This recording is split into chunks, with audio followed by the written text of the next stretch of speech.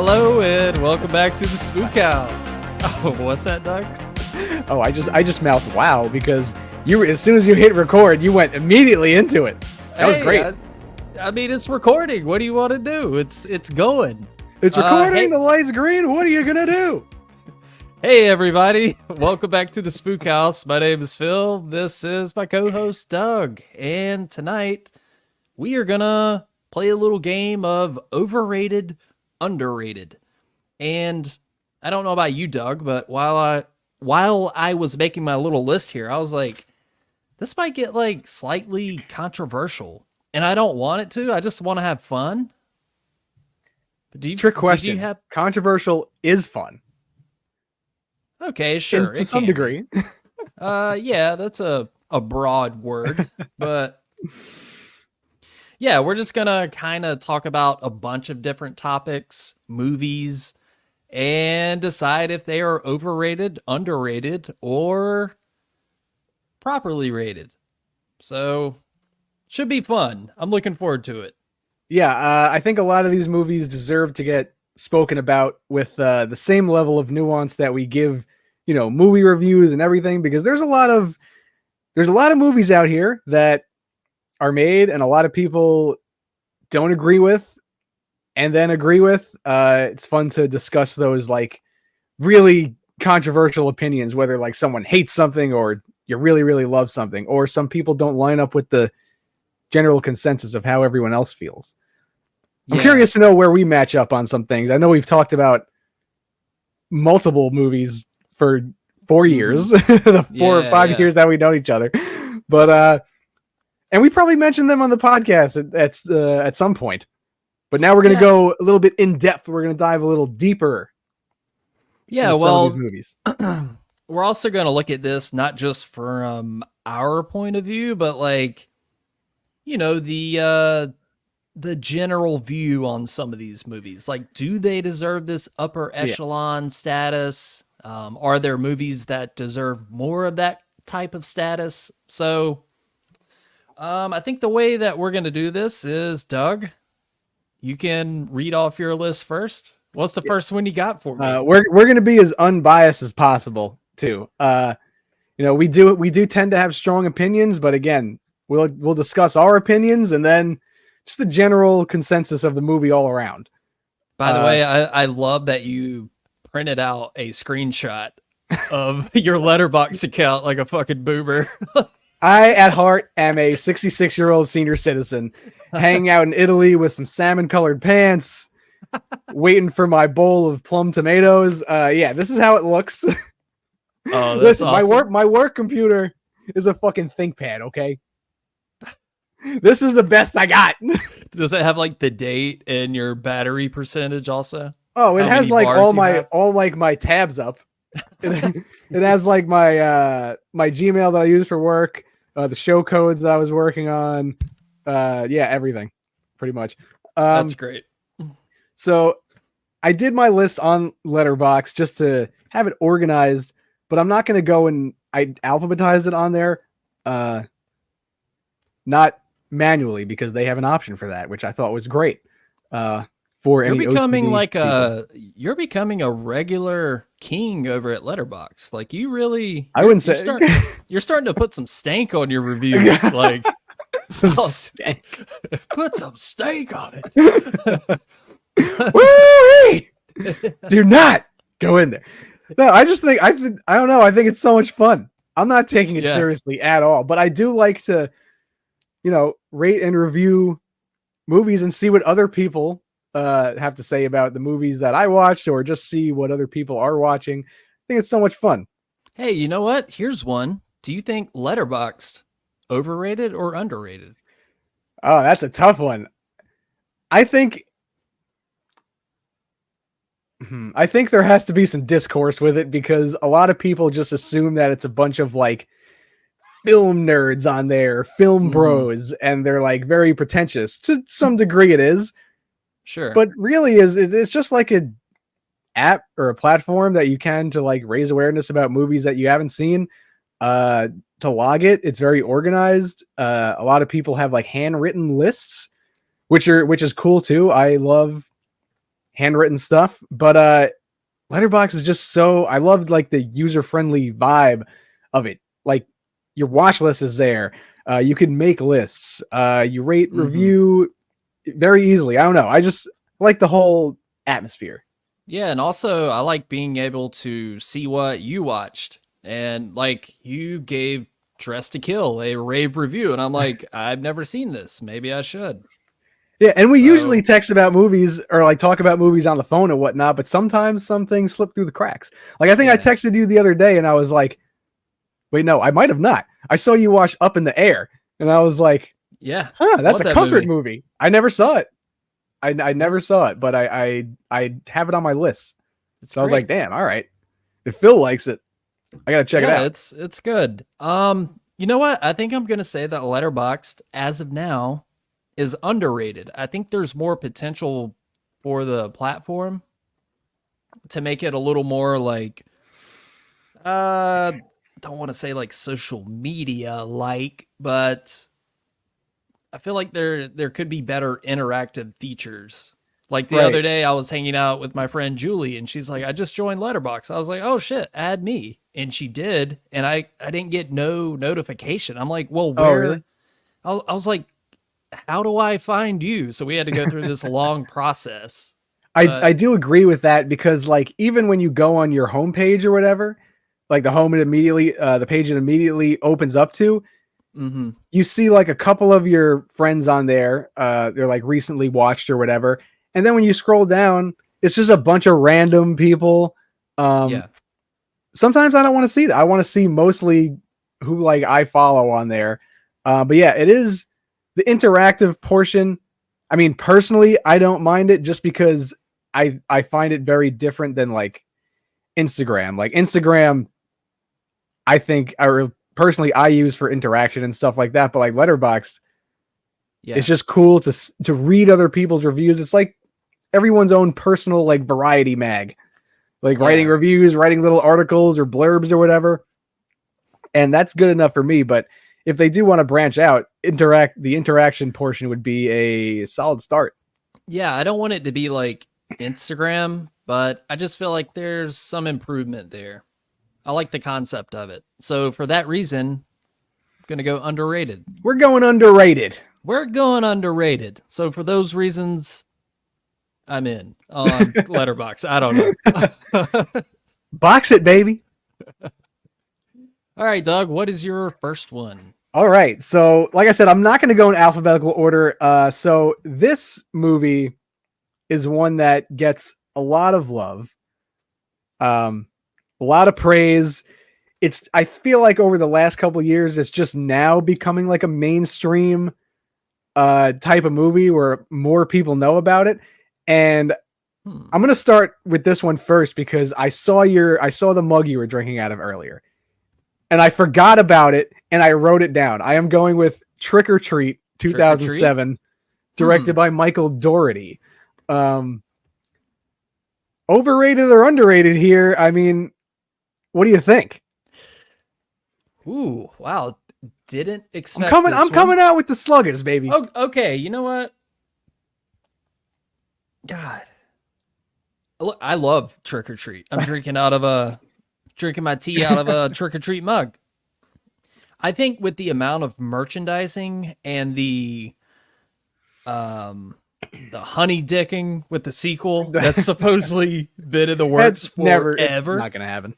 it's like I want to say it's overrated just for that reason. It's like frustrating. It's like, yeah, it's a solid movie. It's a lot of fun to watch. I watch it once a year. Um, but yeah, maybe slightly overrated. I Just a will. bit. I'm a fan of this movie as well, and I kind of agree with you. I think the popularity of it, like the progression that it literally was like, a cult classic type of deal, and not saying that the movie should garner a lot of love or shouldn't garner a lot of love. It should, because it's a Yeah. fun movie, but like, I don't know, sometimes a lot of popularity can hurt. I wouldn't say the quality of the movie, but like when it's so much in your face, you're like, okay, we get it. Like and I don't know. This might this might sound kind a of little like the gatekeeping. Nightmare Before Christmas effect. Exactly. A little And bit. Nightmare Before Christmas is an incredible movie, but like, all right, we get it. We've had enough. It's a great movie, and if it can find a new audience, that's also cool. But it also like becomes overhyped because of the popularity. Yeah, I think. Yeah, when you start seeing Jack Skellington buck knives at the flea market, it's like, okay, we're done here. You didn't hear about the Sally bidet? Sally bidet. I'll take one of those. I gotta go drop an oogie boogie. Let me hit this Sally. You are not right, sir. So overrated, underrated. What do you think, Doug? I'm gonna agree with you. I'm gonna go with just a tad overrated. Just a scotch. And that's no shade at Trick or Treat. We love the movie. It's a great movie. I love the it kind of brought back the horror anthology. Yeah, we need Like, more there's not a lot of anthologies. Not a lot of horror anthologies coming out aside from like the VHS movies that keep on coming out. They just keep on churning those bad boys out like some salty margarine. Yeah, and to repeat it, we're getting honey dick with this sequel. I just I finally You really like that. You really like that term, Winnie the Pooh. We're getting honey dicked out here. I kind of forgot about it. As I was saying it, I was like, I can't believe I just fucking said that. Did you ever see the interview with Seth Rogen and James Franco? Long time ago, yeah. Where they say the word honeypot, and he's like, "Stop saying honeypot." Oh, I don't It's kind of like remember honey dick, but honeypot. that. All right. Okay, Doug, what is your next one? All right, let me take a look at this list here. What I have. Get your readers out. Let me see here. I already have bifocals in my eye sockets.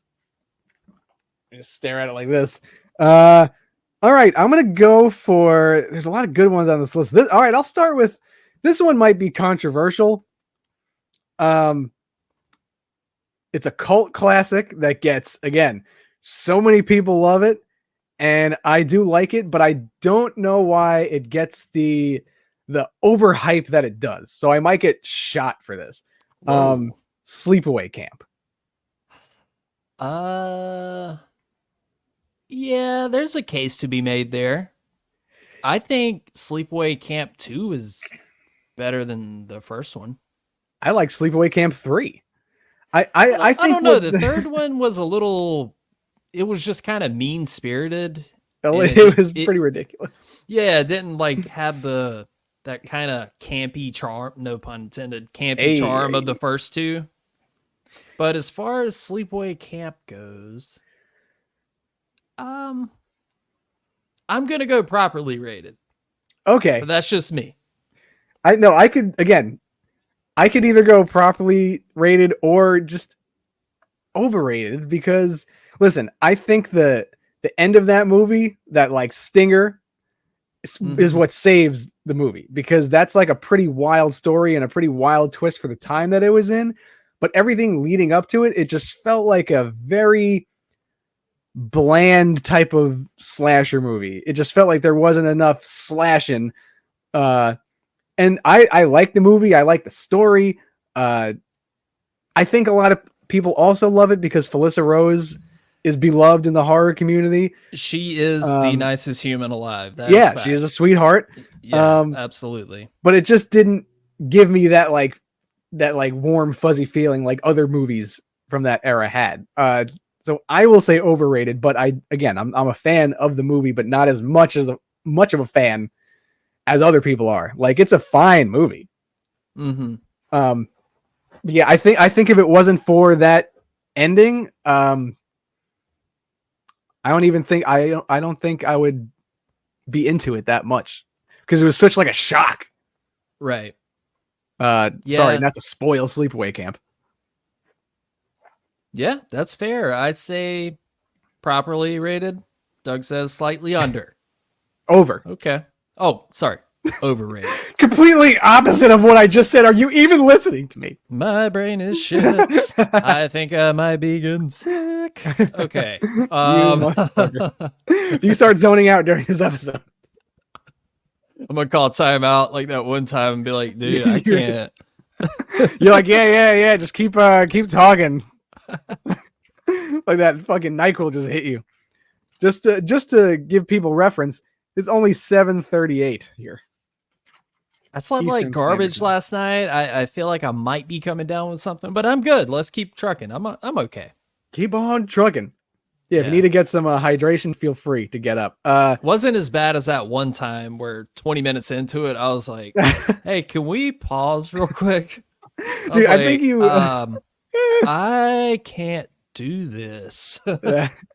you butchered the intro, and I think I said something, and it just kept on going downhill. You were like, "Yeah, this isn't happening." Oh yeah, you tried to make a joke, and I was like, Oh what? yes. I was like, "What are you fucking talking about?" You're like, "Are we really in a fight right now?" I'm like, "No, I'm fucking kidding. What?" Well, I didn't We say all probably have it that. somewhere. The joke just went over my head. I was so out of it. Yeah, staring completely blank. All right, so what else you got, Doug? I'm gonna go with another one that I think is highly overrated, and everyone, I just want people to take my sleepaway camp opinion with a grain of salt. But Sinister, I will stand on this hill. That movie, to me, is supremely overrated. I don't understand how it gets on these lists of, like, horror movies that make people's adrenaline go at like 90 miles an hour, and it's the scariest movie of all time, and the dread. I don't see it, and I've seen this movie like 3 times. I just don't. It doesn't hit me like that. I think it has like a You don't like instead the of gabagool? showed I I wish the gabagool's hair was made of linguine. That would have made it a lot better. Instead, it's like a knockoff version of Samara from the Ring. Yeah, kind of. Yeah. And like, you don't see him enough. Like, I wanted more of the supernatural elements. And again, I'm not saying like it's a slow burn, because it is, and nothing wrong with slow burns, but it didn't give me enough. Like with the like the camera footage and stuff like that. Like, yeah, like for your imagination, the things that they're talking about are pretty awful. But like, sometimes I don't like the approach of tell, don't show, rather than show, don't tell. Okay. Does that make sense? Yeah, I just think it's not as scary as some people. Again, everyone has a different level of fear. This one didn't connect with me. I don't know how it's in the upper echelon of modern day horror movies. Yeah, I know what you mean. I often see it like top 10, scariest movies of all time. I'm like, really? That? I mean, I think it's a fine movie. I've only seen it maybe twice, been meaning to rewatch it. But there were a few creepy moments. Like when those, forgot exactly what's going on, but like, aren't there kids in a car and it's on fire? There's like this creepy music playing over it. Yeah, that sounds like, I watched it like 3 times, but I really like, nothing sticks with me. Yeah. But yeah, I do remember some moments going like, oh, that was cool. But yeah, I just don't think that it deserves the high praise that it gets. And Scott Derrickson is a great director. Doctor Strange, Exorcism of Emily Rose, but this one, it just felt so like drab. I thought Mike Flanagan did Doctor Sleep, right? Doctor Strange. Oh, Sorry, went a little superhero. oh, okay. Mike Flanagan did do Doctor Sleep. You're correct. Oh, Both movies you dislike. That's true. Touche. I was like, wait, Mike Flanagan directed Exorcism of Emily Rose? Am I wrong? Where the fuck was I? So I think we can both say Sinister overrated. I would say overrated. I'm sticking to that. I know a lot of people love it. I thought James Wan directed it up until about 6 months ago when he told me that he did it. He might as well have. Talk about middle of the road movie. I mean, it has that feeling. It does. It really it's does. Fine. It's fine. It's just it's cruising on the right side of the lane, going going a little slow. It's senior citizen, maybe like 55. She's nervous. Yeah. She didn't take her dementia pills today. Second podcast in a row. I think three. It's not a funny topic, Doug. Drop it. I don't know why my brain automatically goes to dementia. I think you're in the early stages of dementia. I think that's what's wrong with you. I told that to my mom on Sunday, so I feel like it might be genetic. All right, next topic, Doug. Speaking of genetic, for the next one, being that we're going down this route, and I'm going to put one of our favorites on the chopping block to talk about it in an unbiased manner. Okay. Hereditary. Ooh, I thought about this one. Did any of these match up with yours yet? Not yet, which I like. Damn, okay. Hereditary. Overrated or underrated? It's certainly not underrated. And I do have to say I think I've seen it like 4 times now. After each rewatch, it loses some of the oomph. It doesn't hit you the same way that first watch does. And that's okay. That's to be expected. Do you think that's do you think of like that with like any movie that has like such a big turn and a big twist? Like after a while, it starts to lose its luster and like the magic, because once you know the twist, then the second rewatch, you look for details, and then, you keep watching it and you're still into it, but it doesn't have that factor of like, like it's kind of hard for that to be a continuous feeling. Well, I think it's only natural for that to happen, right? Right? I mean, just for example, Usual Suspects, I think it has a huge twist, and I think every time, I think that movie might be one of the exceptions. That movie is fucking incredible. I've never seen it, so maybe I should watch it. Oh my God, dude. Whew. That's a movie you need to watch like immediately. Okay. But yeah, Hereditary is so tough because so many people, there's the camp. I feel like with this movie, it's so black and white. One camp hates it. Another camp on this side absolutely loves it. I feel like there's no in between with this movie. I do not get the hate for it. I just wholeheartedly disagree. I mean, that's my opinion, but I mean, you wanted to do like a whole think piece episode on Hereditary. That's how much still do. You do. I'm down. I'm so down. You know what? I'm going to say properly rated, because up until that point, we had some of the movies that have now put us in this modern day renaissance, if you will. The Witch, Get Out. Those were all before Hereditary, but Hereditary felt like the big one that like marked a shift. Kind of like how there's pre-Scream and then post-Scream. So that's a really good point. Because this is whole, maybe Hereditary didn't cause, it wasn't as big of a catalyst as Scream was in terms of like shifting the landscape, but it was definitely a heavy hitter. It was one of those movies that really made. Sorry, go ahead. No, I think that was it. Okay. Yeah, no, I had a thought. Go for it. I don't know how to mute those.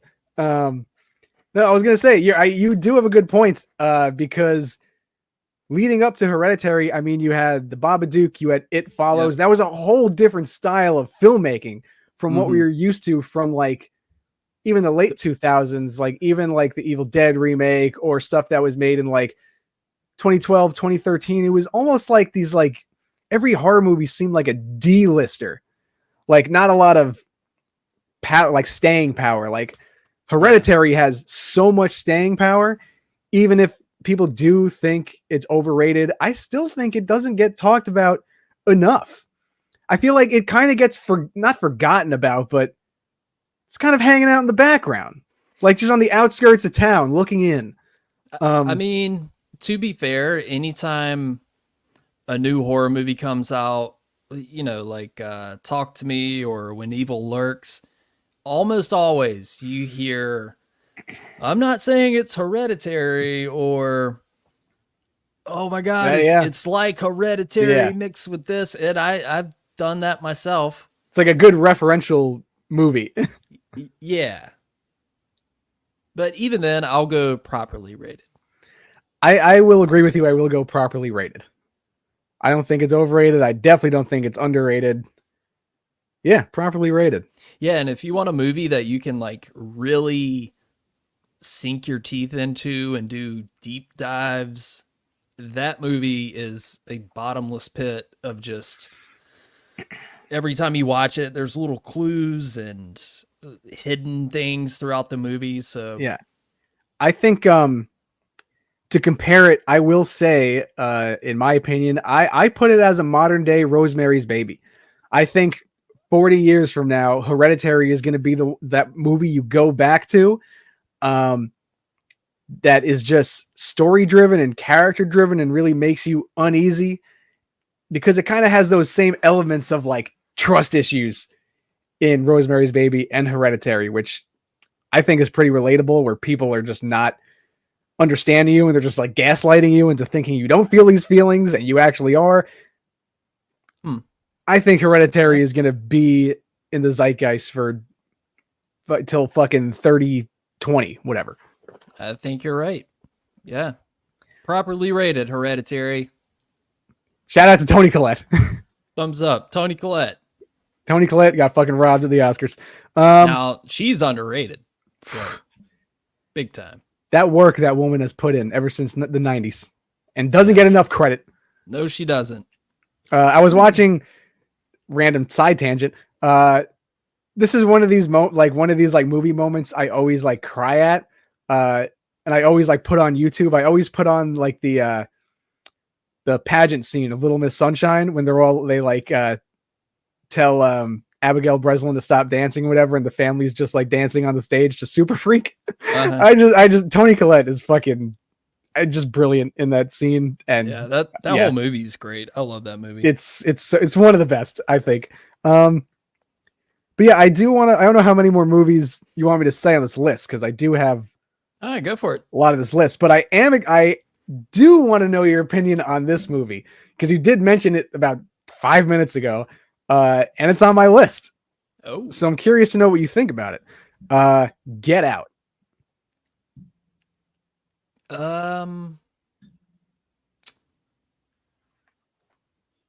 Not underrated, that's for sure.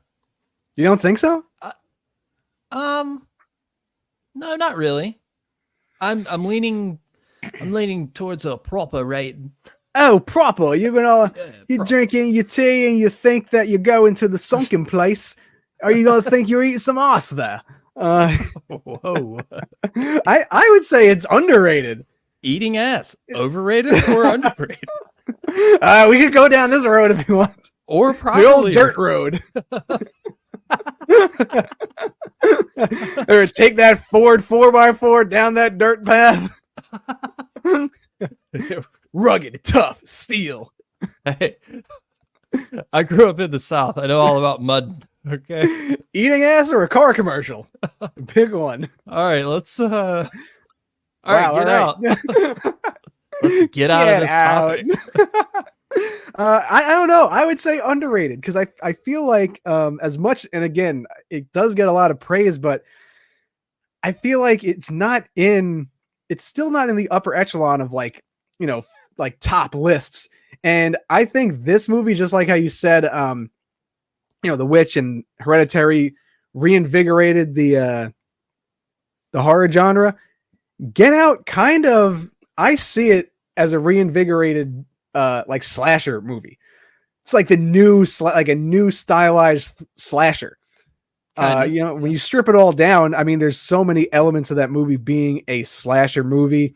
The kills, very fast paced, good twist, all around just solid movie. And I feel like it should be more up there with the best horror movies that were made in life.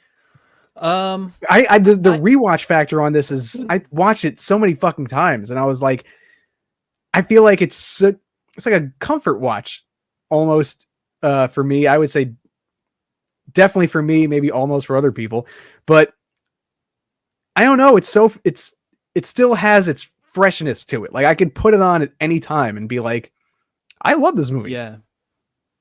I guess it is kind of more of a thriller, would you say?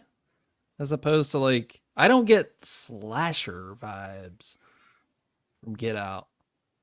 No, It's I kind of more like definitely, in the psychological. Um, I would say psychological slasher, just because of that kind of comeuppance at the end, the whole thing with the deer head, yeah, that's and true. then he's like, they're on the road and the dude fucking shoots himself. It's just like, holy shit. I don't know. I could put that in the same vein as like a modern day slasher. But Yeah, again, it's thriller kind of for sure. it's kind of closer to like almost like Psycho or something. And that's a lot of praise because Psycho is a movie that is referenced a lot. And I think a lot of filmmakers can really learn a lot from Get Out. I'll go proper. Proper? I'm sorry if I keep taking the easy road out, but for me, proper. Hey, this is what we're talking about here. Yeah, I think it is. I think it is still underrated. I don't know how other people feel to take the unbiased route. But I know a lot of people love it. I know a lot of people love Jordan Peele. We are fans of Jordan Peele as well. I don't know. I just feel like a lot of people leave it out, like a lot of big publications and a lot of lists. I feel like this movie doesn't get the credit it deserves, even though it literally did it win? I think it won the Oscar for original screenplay in 2016. I think so. 2016. Yeah. Yeah, I think the movie is flawless in my eyes. All right. Yeah, it is. It is kind of a perfect movie. But yeah, I'll still say proper. I see a lot of love for it. So yeah, all right. What's next, Doug? Now I have a couple of good ones here. That I know will pull in Aaliyah and rock the boat. No, just kidding. But I know we both mentioned that one. This one. I don't know if you want to bring it up on your list because I feel like this one might be for the both of us. What? Just say it. The Descent. Oh, no, I don't have that one. Oh, all right. Fuck it. The Descent. I think if we're going back to, let's see, that came out in what, 2005? Yeah. Somewhere in there. Really long time ago. I think it's kind of underrated. Wow. Personally. Wow. Yeah. Okay. Like I'm going severely overrated. Whoa. All right. And state your case, sir. I watched it and I just didn't get the hype. I know it's like the whole claustrophobia and the creatures. I just thought it was not really that scary. The story kind of dragged a bit for me. Kind of didn't know what was going on with it. Like the plot just kind of dragged. And I don't know why it was why it's rated so highly, because I like the entertainment factor for me. I was just like kind of sitting there like waiting for things to happen, and it took too late for it to get there. And then when the thing happened, it like didn't even matter. It just ended. Like when the creatures show up. Yeah. That didn't get you at all? No, not really. And I like the creature design and stuff like that. And I thought the cast was great. But I just thought the movie could have been like so much more. It reminded me more of like an action movie rather than a horror movie. Those are my thoughts on it. I like it because I like when a movie can, without the horror element, like, The Thing or The Blair Witch, you could make a good movie just with those characters in this setting. You could make a good drama out of that. But whenever you add in this horror element on top of this already solid movie, that's when it takes it to that next level. So I kind of think of that movie in the same way. All right, touche. I've only seen it once, and I had no desire to watch it again. But with that explanation, right now, I'd say it's overrated, but I will give it a proper rewatch and see if my opinions change. But yeah, it just didn't, and I fully paid attention to it. I did watch it a little late to the game. I watched it during the pandemic. I never got around to watching it in like the theater or anything, so I don't know if that has anything to do with it being like desensitized a bit. But yeah, I don't know. I just didn't. I don't really care for those like claustrophobia type of movies, like those really, really close quarters. Like it didn't like make me feel uncomfortable. I was just sitting there watching, like waiting for something to happen. I'm like, all right, we get it. Yeah, they're in tight spaces, walking on ropes, screaming at each other. Yep, okay, whoop-de-doo, Basil. Let's go, kick it into overdrive. But all right, yeah, enough. it was. I'd say overrated as of now, but I will watch it again. Whoop-de-doo, Basil. What does it mean? What does it all mean? But yeah, a lot of people put this as like, a lot of people put The Descent as their like top, like it's in their top 10s. And I'm like, really? Like people really love this movie. But we're yeah, talking of like the 2000s, like 2000 to 2010. Yeah, it's definitely top 10. So it was kind of slim pickings during that time. Yeah. Just trying to think of movies that even like resonated a little bit and has some Hills Have Eyes remake. Hills Have Eyes remake was fucking bomb. I used to have the poster of it in my room. I saw that in theaters, and I was like, whoa. Did you ever see the original before the remake? I didn't see it before the remake. No. Okay, because I saw the remake first in theaters like you did, and I was like, what the fuck? Really good. When he's like locked in that freezer. Yeah. I need to rewatch that one. Exorcism of Emily Rose came out in 2005. No, 7? We talked about this. I think 7. Yeah. That movie's underrated. Severely underrated. I didn't put it on the list because I feel like we've talked about that at length before. Yeah, but we both have the same opinion on it. I mean, I feel like that movie gets shuffled, into the dirt, but that movie is so good. Jennifer Carpenter's like mind-bending performance.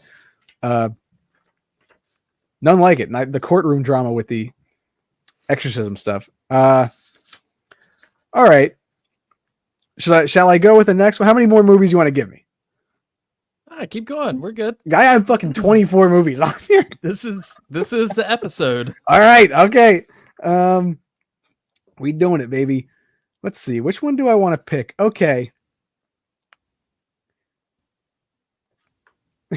I told you this is why this could be like we're gonna have to do a part 2 of this. I was gonna say yeah, because we could think of a whole slew of movies for this. All right, I'm gonna go with this one because I've heard people's negative opinions about this, and I'm like, I don't know why people would dislike this movie, and I think you might be in that camp.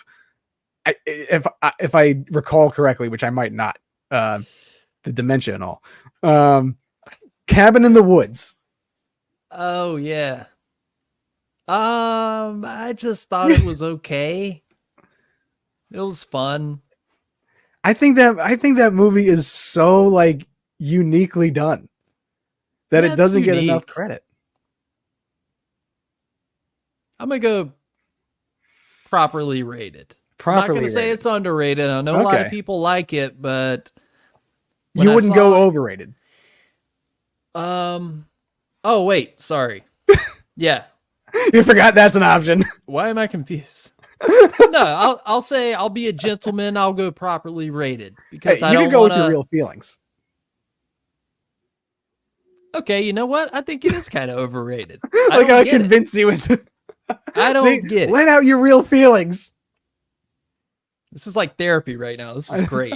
We're clearing the air today. We're really getting far. You really made some progress here. I mean, I only saw it once, but other than it being like kind of a silly, fun ride. Like, oh, I get that reference. After it was over, as far as like staying power, there was just none for me. Wow. Okay. And I feel like a lot of people have that opinion. And I don't know. If we're talking horror comedies, I think Cabin in the Woods has like the perfect balance of tone between not corny jokes, kind of relevant humor, playing on like the tropes of horror movies in a way that doesn't it pays homage to it more than it like pokes fun at it. Like, hey, guess what? We're in a movie. Which I've had enough of that, like breaking the fourth wall shit in horror movies. And then you get like so many creatures and it builds up to this like really fun ending with like, I will say the CGI is a little messy. A little bit. A little on the Jurassic World side where it's like, is that a fucking flying toaster coming at me or the creature of the Black Lagoon? Little Windows 95. MS Paint. But other than that, I thought the twist of realizing that like they're controlling everything like down under, I didn't see that coming. I was like, that's a really cool idea. I forgot the team who like wrote it and directed it, but it was I think it's up there with that. Like it's like getting to more thought out horror movies. Came out like 2012 or something. Yeah, so you would say it's underrated. I would say it's properly rated. I wouldn't say underrated because I do see people really enjoying it. I definitely don't think it's overrated, but I'd say properly rated. All right, fair enough. Do you want me to do one? Yes, I do. We could take more turns. I just pumped out about fucking 12. Okay.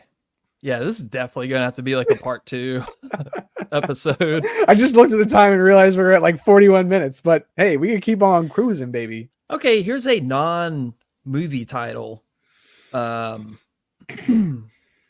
Jump scares. Oh. Overrated or underrated? That's tough. That's tough because when properly executed, I mean, it works. That's true.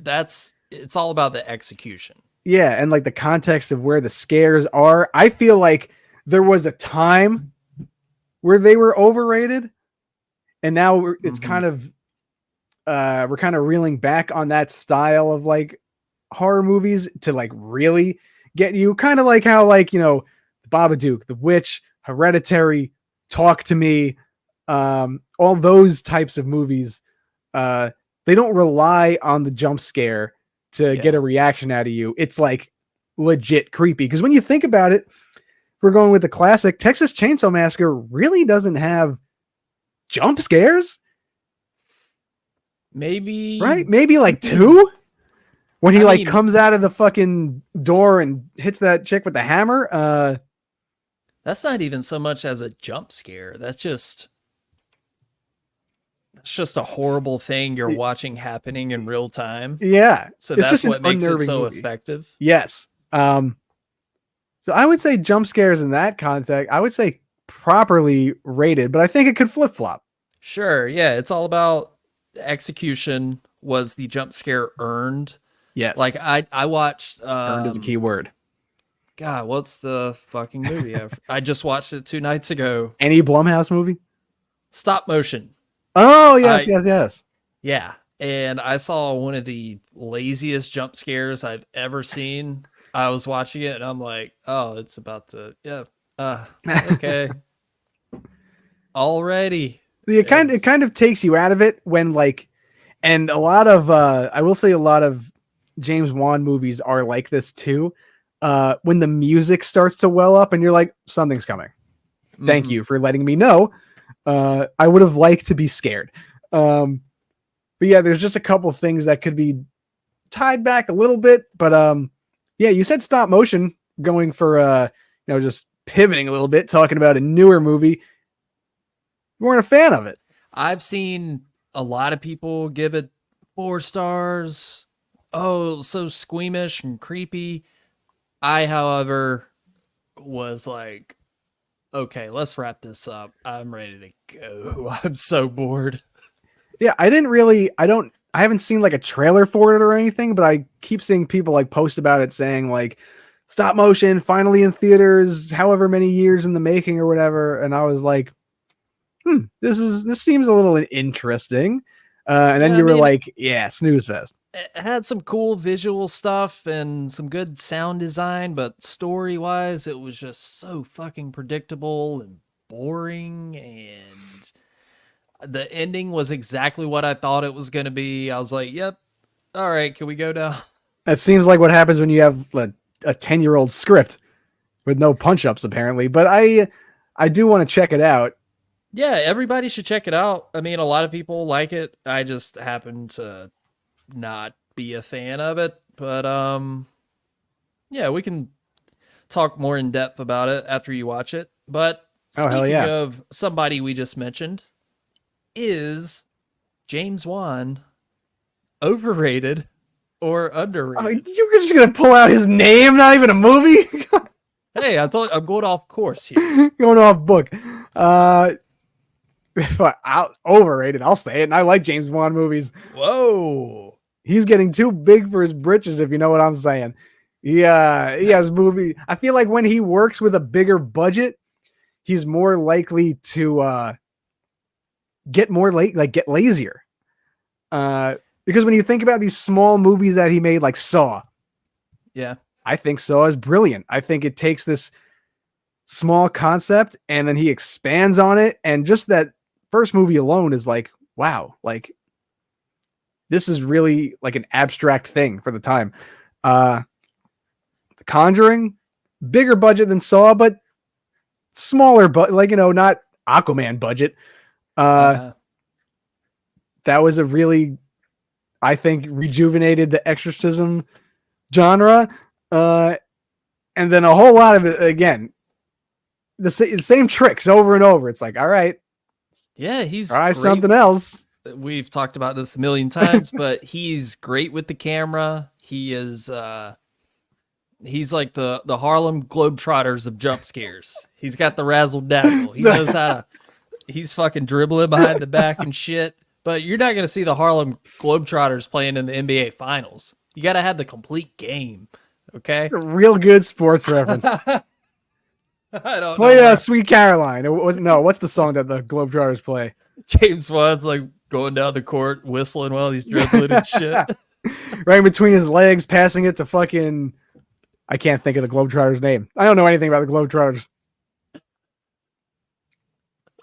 What's homeboy's name? Patrick, Yeah, what's the main guy's Patrick name? Wilson. Oh, Patrick Wilson. I thought you were talking about. He's passing it to Patrick Wilson, waiting for that And alley-oop. introducing number 24, point guard Patrick Wilson. Pass it to me, James. I'm open. Yeah, we get it. There's no one else on the court. He's always open. He's ready. Hey, we love Patrick Wilson, okay? Patrick Wilson's a great actor. Underrated as fuck. But yeah. I wish he would just get better roles. He's always down. Yeah. He's always down for everything. And he's always good to watch. But yeah, he's just, he's no Vincent Price. Yeah, so I will go James Wan, overrated. Lots of style, not a lot of substance. My opinion. Sorry. No, I mean, as much as I love Insidious 1, 2, The Conjuring, Saw, Malignant. Yep, there we go. I would have to agree with you. I'm not blind to his illusions. Okay. I just like I like some of his movies, and then I dislike some of his movies as well. That's how it goes. All right, Doug, why don't you throw one out? You don't want to throw another one out? I mean, I can. Yeah, you did too, baby. Let's go. Unless you got a heater lined up. I got a lot. I got a lot, baby. All right, here's a big one. Here we go. Is Scream overrated or underrated or properly rated? What do you think? Way to cop out. Like, hey, well, No, we might be on the same level with this. why don't you go first, Phil? Just step in front of the fucking firing squad. I feel like I've been talking a lot, you know. I need to give my the throat a rest, give the golden pipes a little Okay, little break here you go. Scream, the first one, is properly rated. The franchise is overrated. As a franchise. Scream 4 is underrated. I can say that. Scream 3 is also underrated. If you say. Scream What? 2, proper. Scream 5 and 6, definitely overrated. I think Scream 2 is overrated. I think it gets a lot of hype. And this is coming from a Scream 3, like that's my second favorite Scream. I think Scream 2 just goes a little too bold for its own good. And it's like, all right, this is just, well, bold in like a serious type of way. Scream 3 goes bold in like a, all right, this is just ridiculous that it's fun. But I think the franchise is properly rated. Okay. I don't want to say overrated because like the first Scream kickstarted like a whole new era of horror movies, and it's still to this day, you know, one you could rewatch over and over. I don't think it gets tiresome. I think it's still in the upper echelon of horror movies that I feel like new directors, again, this is a movie that I feel like could be shown in like a film study class. Like, yeah, it's 10 out of 10. But I was thinking of this earlier. A lot of people say like Scream changed the landscape of movies, but did it really? Because yeah, it created like this sort of new era of like, I Know What You Did Last Summer, Urban Legend, and like 10 other Scream Yeah, copycat rip-offs. movies. Yeah. Urban Legend. But overall, did it really change a whole lot, or just produce a bunch of copycats?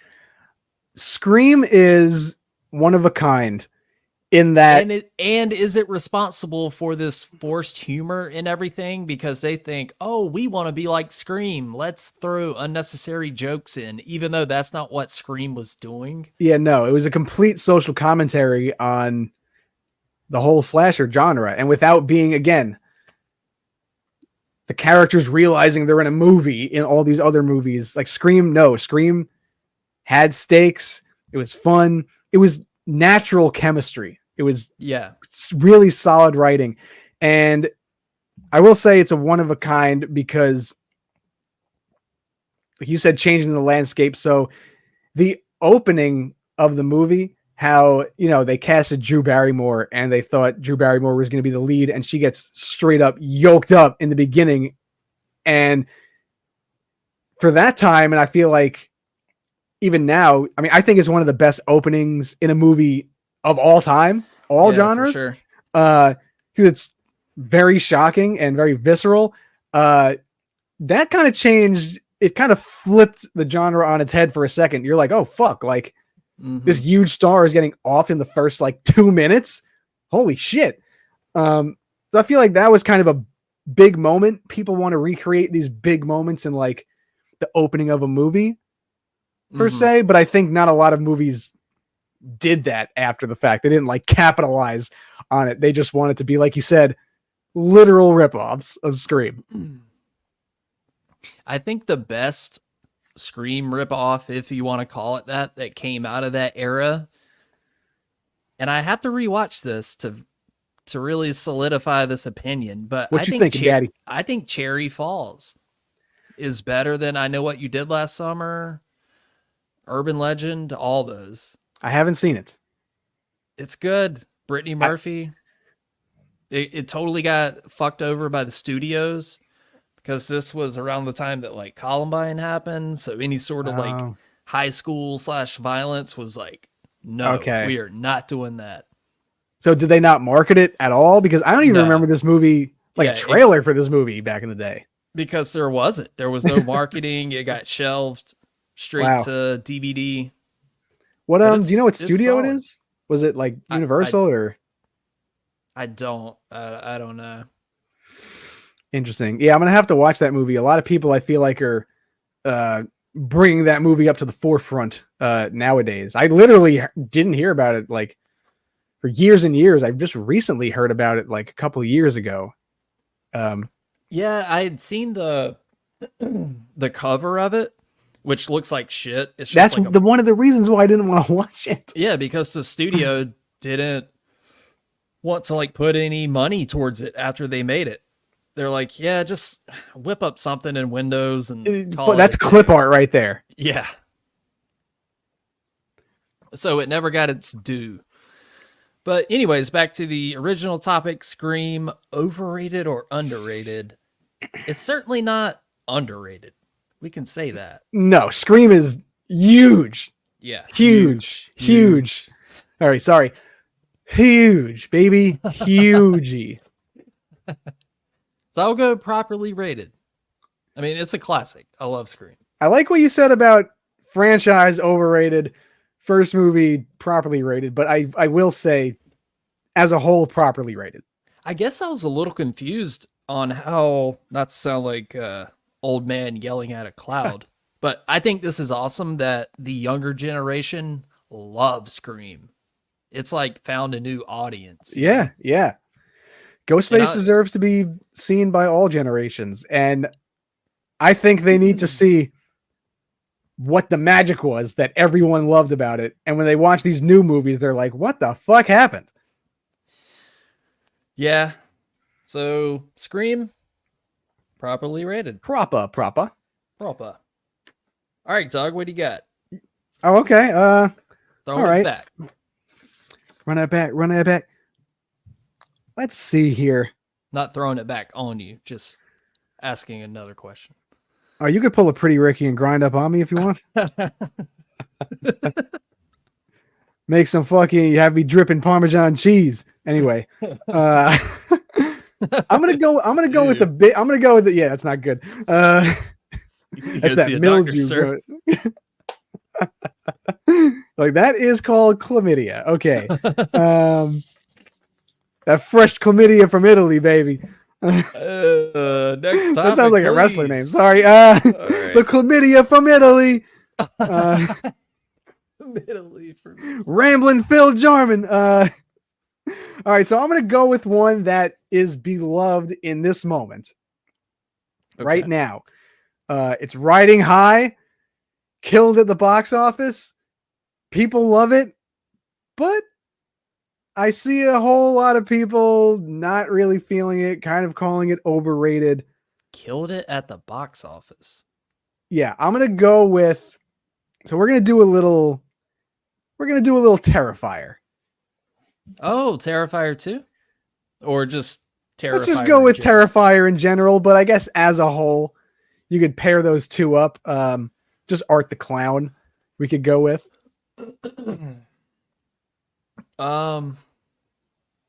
I do worry sometimes that one day I am gonna see Art the Clown on like a Ninja Star at the fucking flea market or something. Oh, it's happened. I've seen some weird shit. Like next to the rebel flag, fucking flags and bumper stickers. It's gonna be the next Punisher logo.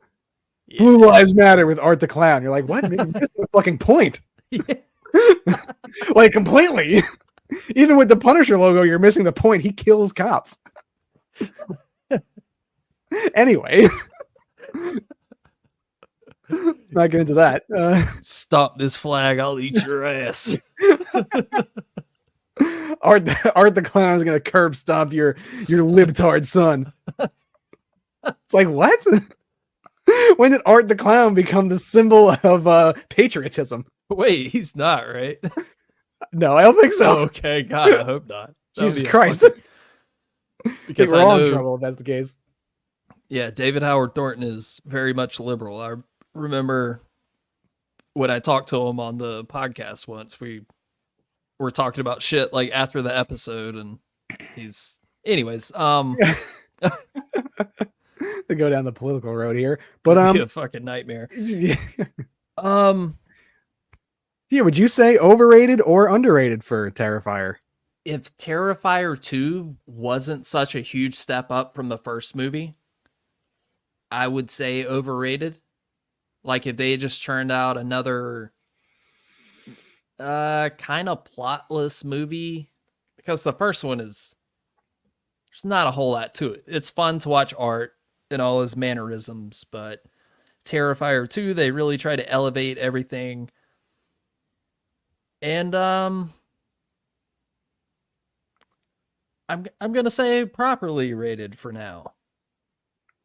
Cuz there is something special about those movies. Yeah, I feel like.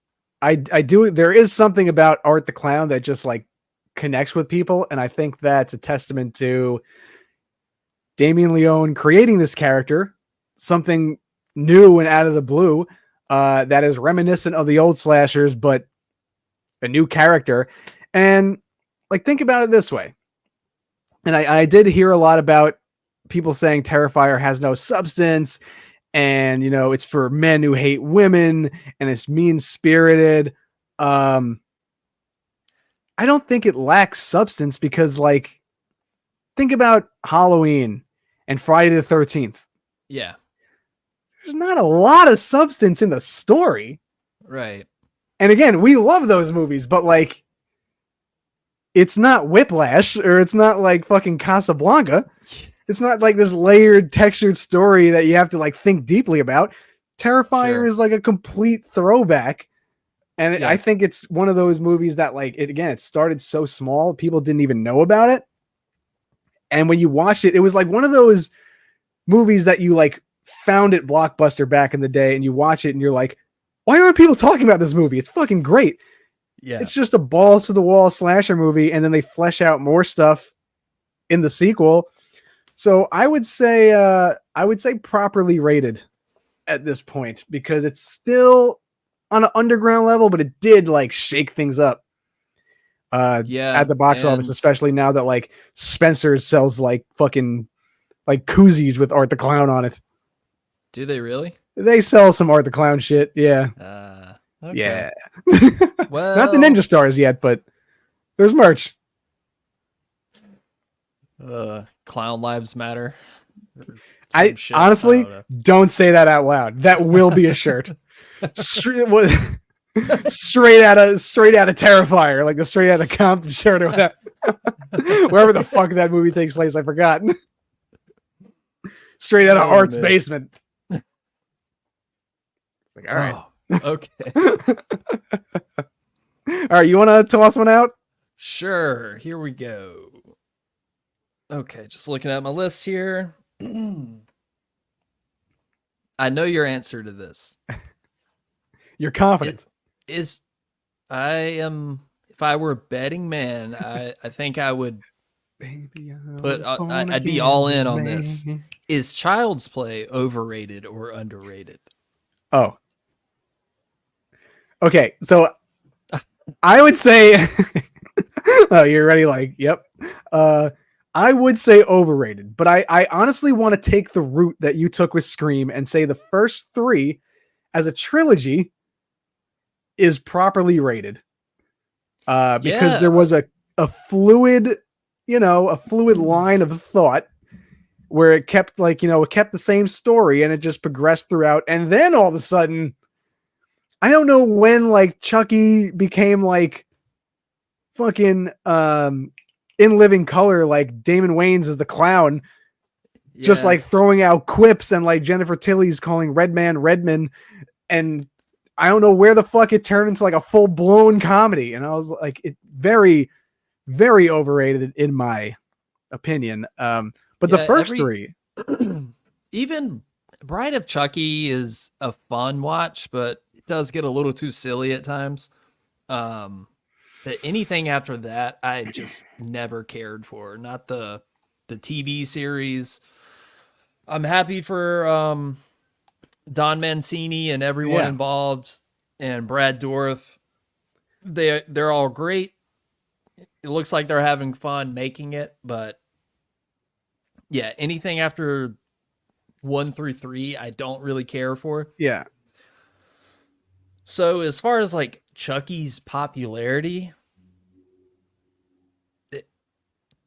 overrated, because you could go up to 100 people and be like, show them a picture of Chucky, I think at least like 95 people are going to know that's Chucky. Yeah.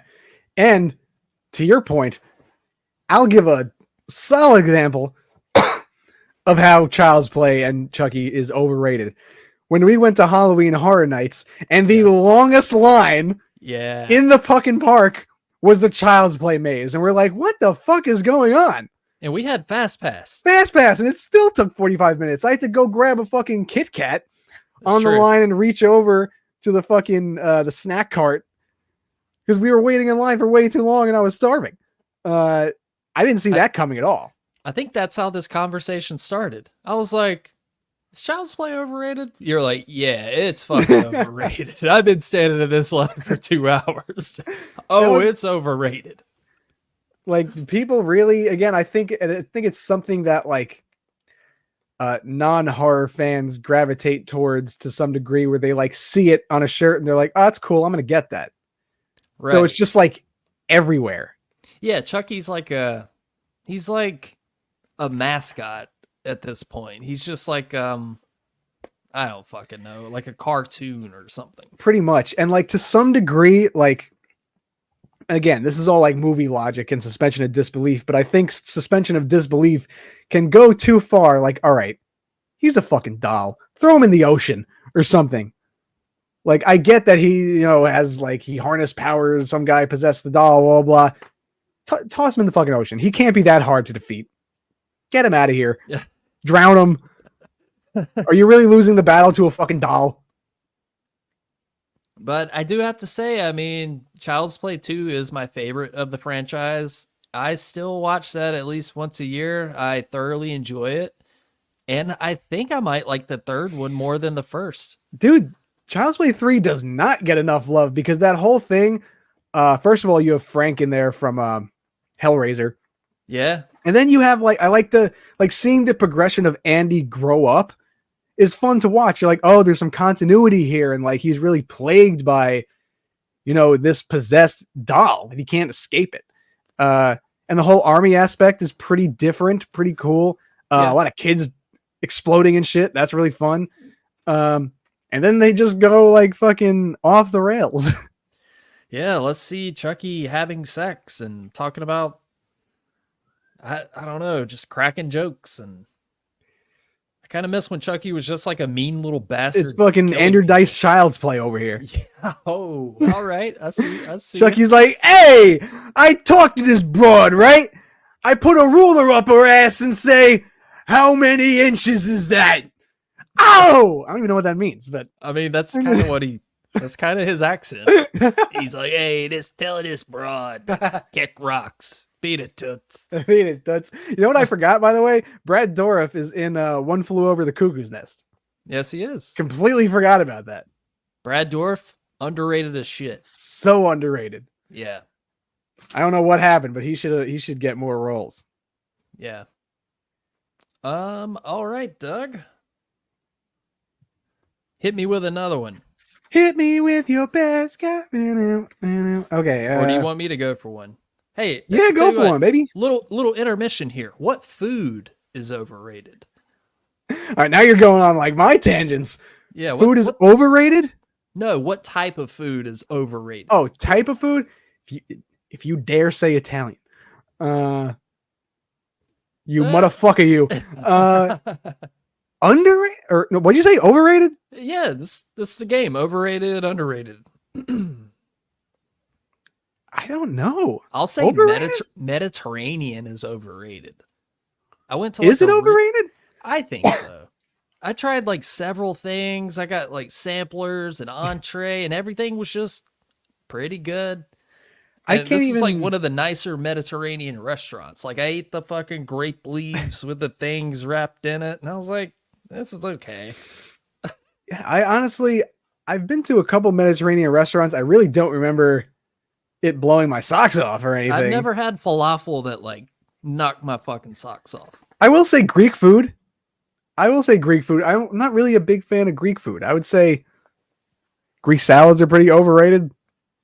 Don't care for them. Maybe falafels in general are overrated. Yeah. I'll go with that. Well, I know some people out there would say Italian food's overrated, but there's a reason why it gets the fucking hype. You would get some crostini and never be tired. I mean, I don't think there's a whole lot of hardcore falafel defenders out there. So, yeah. Yeah, I don't know. Tough question. We're bringing the heat tonight. All right, back to the movie stuff. All right.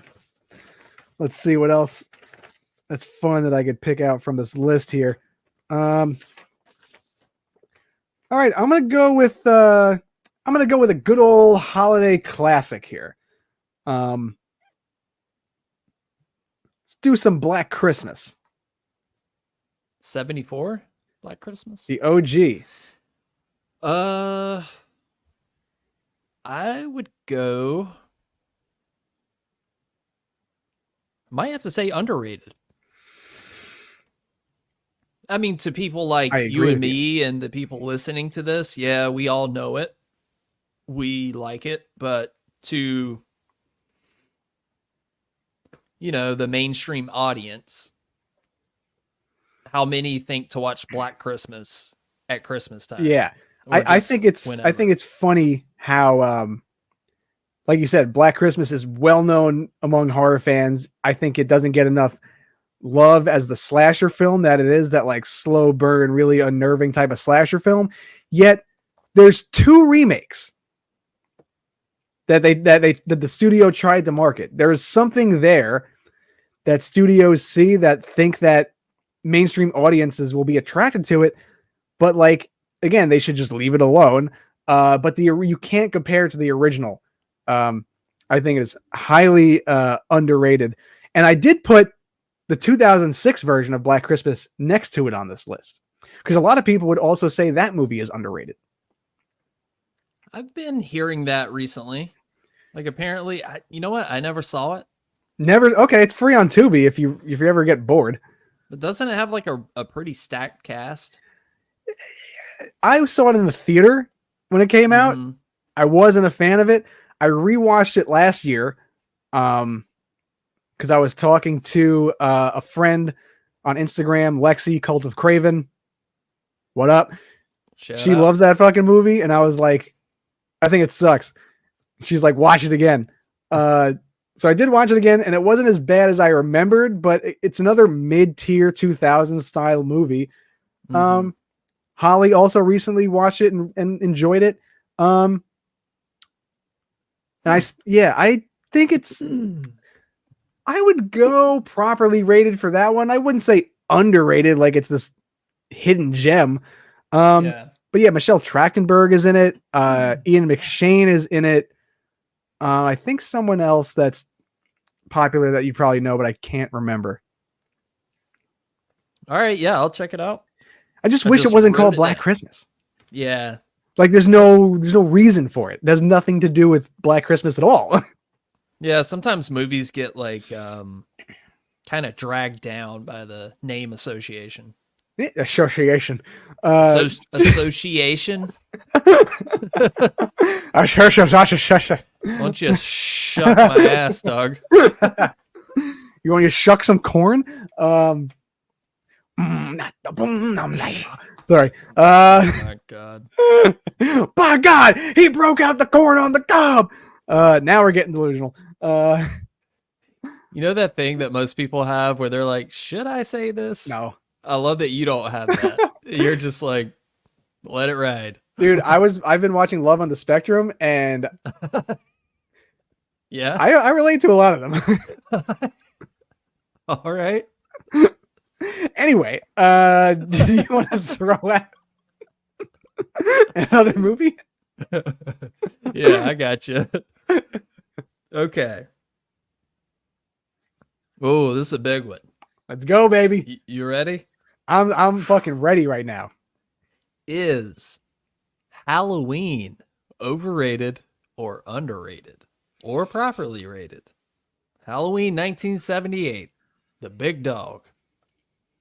Where my dog's at. Man, I don't think in my heart of hearts, I do not think it is overrated. I think it is very properly rated because it is such an important movie. Yeah. Not just in the horror world. It's rated that way for a reason. When people talk about it highly, it's not even due to the fact that Michael Myers is one of the most known like figures in pop culture. John Carpenter made that shit on like a shoestring budget. It was his first film. Still talked about today, highly regarded as one of the best films ever made. And I agree with that. I think it gets the correct amount of praise because it is such a quality film. Yeah, I mean, I just can't say that it's overrated. Certainly not underrated. No, absolutely not. I mean, I would say properly rated, leaning towards overrated, but not even touching it, really. Yeah. And by the way, it wasn't his first movie. He did Assault on Precinct 13. Oh, is that before Halloween? Yeah, that was like 74, and then Dark Star before that. But was that the one with Jeff Bridges? No, that's Starman. Starman, that's the one I'm thinking of. Not a big fan of that one. Did you ever see that? No, actually those are the two John Carpenter movies that I've never seen. Starman and Assault on Precinct 13. I can't find it anywhere. Okay. I tried watching it like a while ago and it was like unavailable everywhere. I couldn't find the tape. Couldn't get anything. Yeah, I mean, it's basically an action movie, but anyways, Halloween, I'll go properly rated. I'll do a little speed run through the series. Halloween 2, overrated, I think. Personally. Dude, can we just stop at Halloween 3? Because I'm so fucking exhausted from this conversation. Hey, I am done with the fucking... It's like the Die Hard is a Christmas movie arguments. Like, shut the fuck up. Season of the Witch is a good movie. We get it. Yeah, we all know it. It's time. Yeah. We all went through that phase where we thought Michael Myers wasn't in it, so it has to be terrible. Let's all agree Season of the Witch is a good movie. Sorry, I just had to... Properly rated. I don't think it's underrated anymore at this point. If anything, there's a case to be made it's overrated. I feel like it's overrated when people fucking talk about it that much. Because like I would... Damn, that's hard. That's a hard one though. Because people do come around on that movie like a lot. I think it's proper. It's found its place. It is... Yeah, it's proper. Yeah. Leave it alone. We know. I will say properly rated with you. Halloween 4, proper. Proper. I will go with that. Halloween 5 underrated. You don't like that movie? Fucking yikes. I could put that movie on just as much as Halloween 4, though. I mean, it is the room of the Halloween franchise. It holds a dumb place in my heart, but I'm going to have to go proper. Halloween 6, underrated. Of course you said that. On it. Hit me again, Mike. Hit me again, Mike. Stab him again, Mike. You know what? That's the one that people really don't talk about, so I will say underrated. I will agree with you there. I think, what's the next one? H2O? H2O, I'll go proper. Resurrection? Yeah, yeah. Let's say that's properly rated. Yeah, because everybody, people. I don't think I've met a single person that's like, you know what? I love Resurrection. It's misunderstood. You're wrong. It's an amazing movie. Not once have I met that person. They might be out there, but it's an enjoyable movie. Like if you want to just watch some dumb shit, yeah. It is not misunderstood. It's definitely the movie it is displayed on. I would say properly rated for Resurrection. And I mean, I guess we don't have to go through the whole Halloween series. Okay, because I was prepared to say over fucking rated for Halloween 2018. Oh, are we go? Oh, Rob Okay. Zombie's Halloween. What do you think? Rob Zombies is properly rated. Mm. I mean, the people that hate it have very valid reasons. The people that love it, I guess you have valid reasons. Yeah, I'll go proper.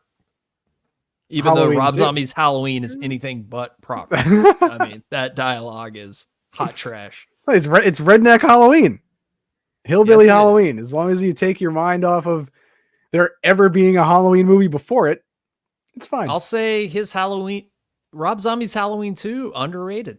I think it's underrated.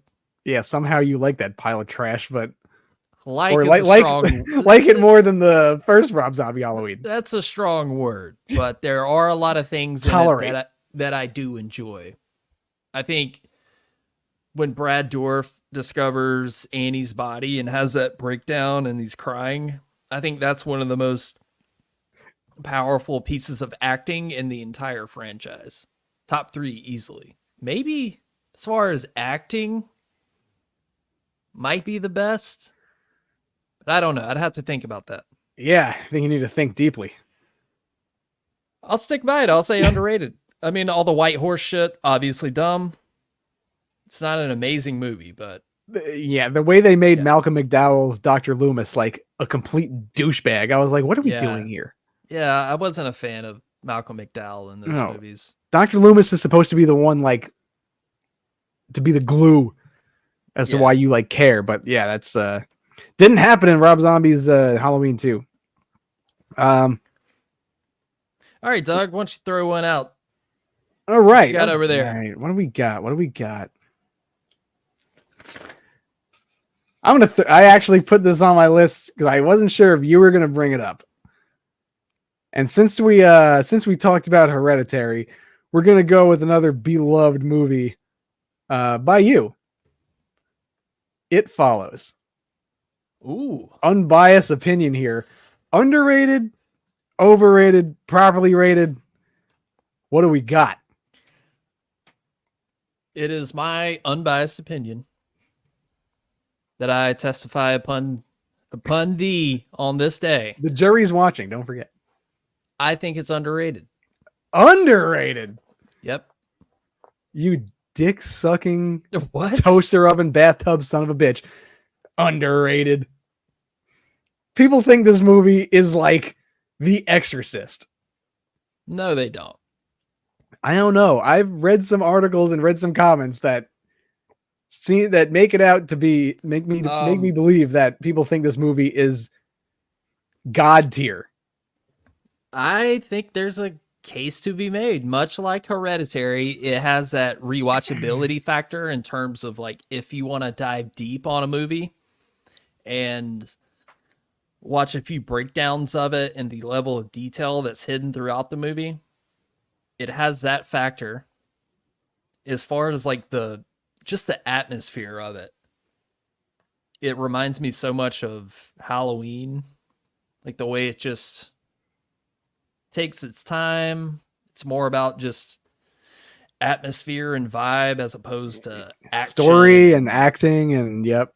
All that's good. I like the story. I like the acting. I mean, I love Micah Monroe. I like what's his name? Keir Gilchrist. Yeah. Did you know that he sings in like a death metal band? Yeah, Yes. like a noisecore band. Yeah, he was also in I don't know if you ever seen this series, but it's on Netflix. It's called Atypical. Saw every episode. Love Fucking great. Yeah. He's so good in that show. He was also in this really good movie called It's a Funny Story. Seen that. Love it. Awesome movie. Yeah, he doesn't get enough love. Yeah. Keir Gilchrist, underrated. Underrated. Yeah. What's he gonna- up to these days? You don't see him a whole lot. No, not really. The last thing he did was the last season of Atypical, I think. I haven't really seen him act in anything after that. But yeah, I have to go with Overrated on It Follows. People hold it to such a high regard. I watched it twice. It's just a middle of the road movie. It doesn't. I don't see what you see, and believe me, I tried, Phil. Okay. It Fair enough.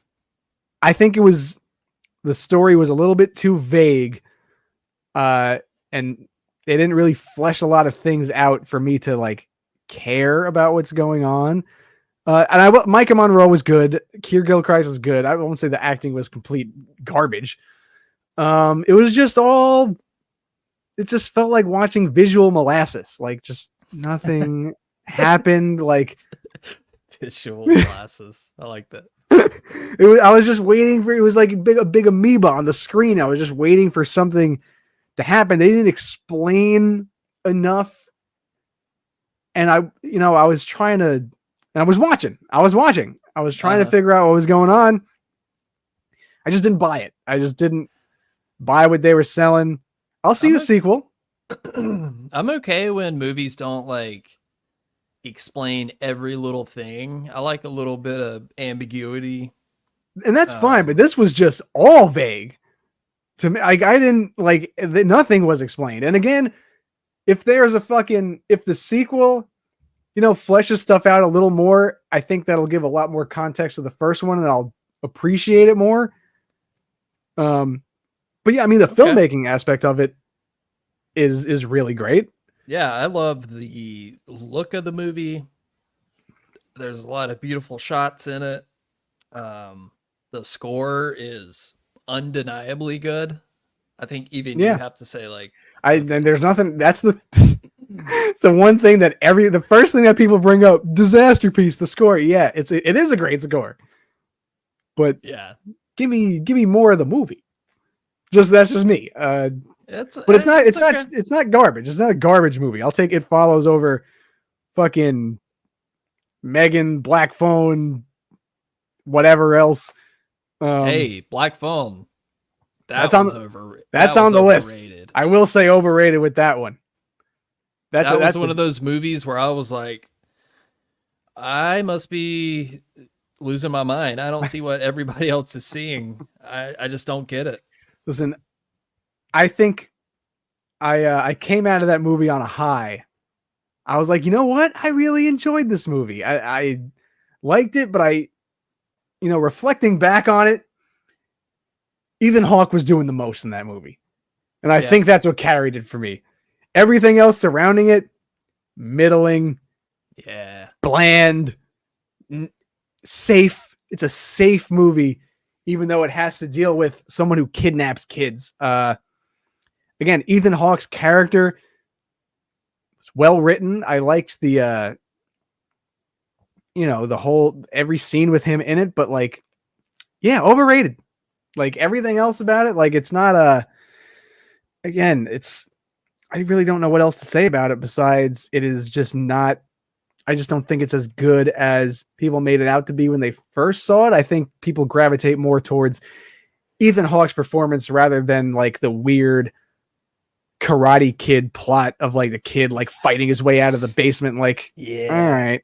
And when like the ghost kid is showing them fucking boxing combinations. Like, what are we doing here? Listen, a kid in the bathroom saying, "Oh, I gotta go home. I gotta get home from school. The Texas Chainsaw Massacre is on." Like that doesn't do it. Like make it a good movie just because he references a horror movie. Like, sorry. All right, so clear cut there. I think we both say overrated. I would say overrated. Now, let's go to another modern day movie here. Okay. Barbarian. Ooh. I'm gonna say properly rated. Okay. You know what's crazy about Barbarian? It has no physical media release. There's not a 4K, Blu-ray. What is up with that? That is upsetting because this movie has a lot of merit to it. I would see a flashing. Are you losing your mind? What's going on?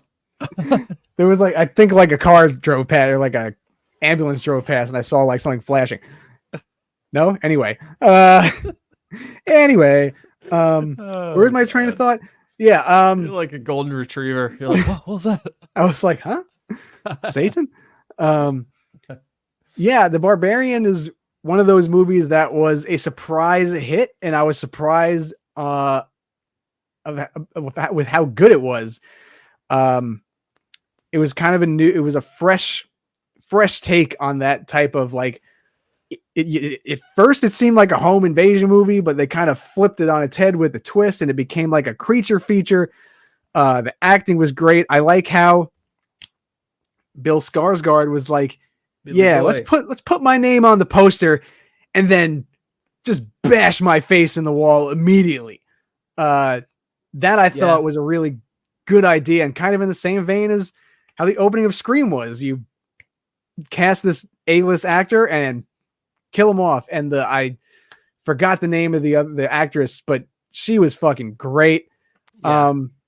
There Richard Brake, of course. Yes, Richard. Oh my God, that whole flashback scene. You're like, yes, give me that movie. Yeah. Seriously, I want a whole movie with him set in the 70s, that style. There's your sequel. You don't see that? No, I don't. Doug is looking up at his ceiling light. Is your house possessed or what's going on? I think my light bulb is not working. Oh, that's crazy. I see it on the screen, but not here. That's so weird. I see nothing at all. No, that's freaking me out. You're losing it over there. Hold on, I'm gonna record this. Let me just see. We're taking a hot break for a second. And now it stopped. Son of a bitch. All right. Put that down there. Anyway, Barbarian. Get that out of your system. You good? Yeah. I feel like a whole lot of weird shit just happens on this screen. But hey, you know what? What I was saying earlier about how a movie can just take good actors and put them in an environment and make a good movie out of that, but then you add a horror element on top of it. Barbarian kind of does that too. You could have made this a whole, is Bill Skarsgård being truthful with who he is? That's what everybody thought it was going to be, but it's like, psych, here's a titty monster in the basement. Like, give us mommy's milk. Yeah, they really flipped it, the whole movie on its head, and you don't really see that a lot. And there was some Castle Freak inspiration there. I don't know if you still watch that. Yeah, you've seen it. Okay, yeah, Castle Freak's fucking great. It rules. For a 1995 movie, it feels so 80s. That's why I always forget that it came out in like the mid 90s. Like it feels like something that came like right after Reanimator and From Beyond. Yeah, it feels like 88, 89. The look of it even still has that grainy feel that it was made in the 80s. Yeah. But yeah, Barbarian, I feel like a lot of people loved it when it first came out, and I feel like it should be one of those movies that's like a mainstay for the next couple of years when people talk about like really solid horror movies. Like not incredible, not bad at all, just really, really good. When does what's his name? Zach Krager? Yeah, Weapons. Yeah, when does that come out? So it's actually having issues right now because Pedro Pascal dropped out. Oh. So Pedro Pascal isn't going to be in it because I feel like, well, he just got cast in Fantastic Four. So that's going to take up a lot of his time. And Last of Us Season 2, probably doing a whole lot more other shit. Unfortunately, Zach Krager's movie had to, he had to bail out of that, which is unfortunate because that would have been even like a Zach Krager script with Pedro Pascal. Like, can't beat that. Thanks a lot. Superhero movies. Do it again. Yep. And you know who else they cast as the Thing?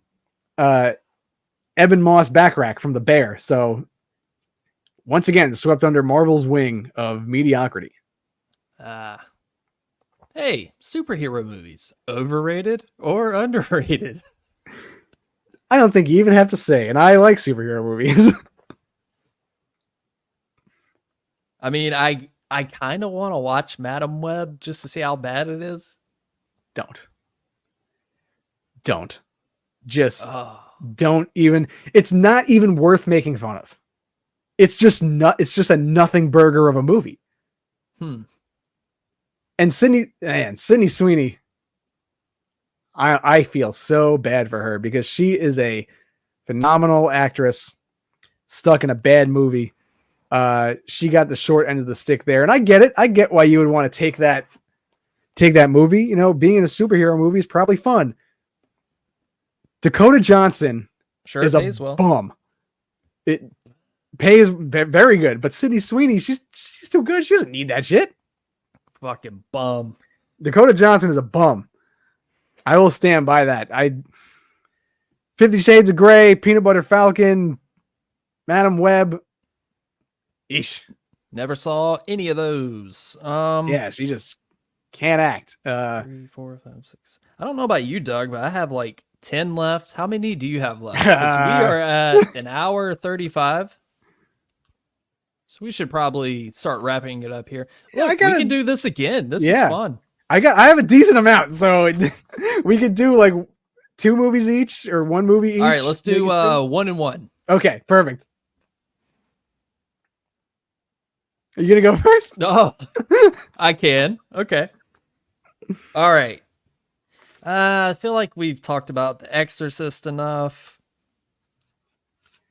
I knew you were gonna have that on your list. Yeah.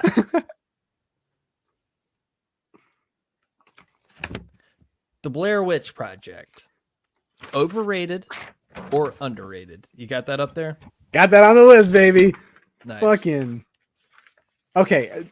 Unbiased. Because I think that movie gets so much credit that it doesn't deserve. But it did kickstart. Wrong. Is it wrong? Wrong. So wrong. Blair Witch Project is the best movie ever made. Best found footage movie. Blair Witch. Tremendous growl. My original name was Blair. They named it after me. Burkittsville, strong economy. All right. Strong oak wood in that forest. Very good mahogany. Very high quality of grass. The pesticides were sprayed. I want to say properly rated, but like in my mind, I am not a huge fan of this movie. I do respect it. I do appreciate it. I think it is properly rated, but I don't see why. I don't even know why I'm saying that. You know what? Fuck it. Overrated. Okay. All right. Let's see. I think the marketing for that movie is underrated and deserves like at least it's on 20-30 minute documentary because I would love to see the hysteria that caused.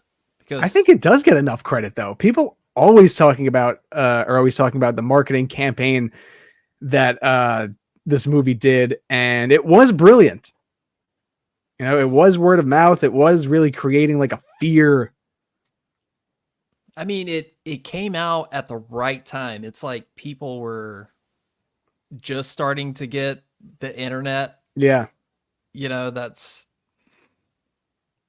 so like if it came out any later, I don't think it would have worked.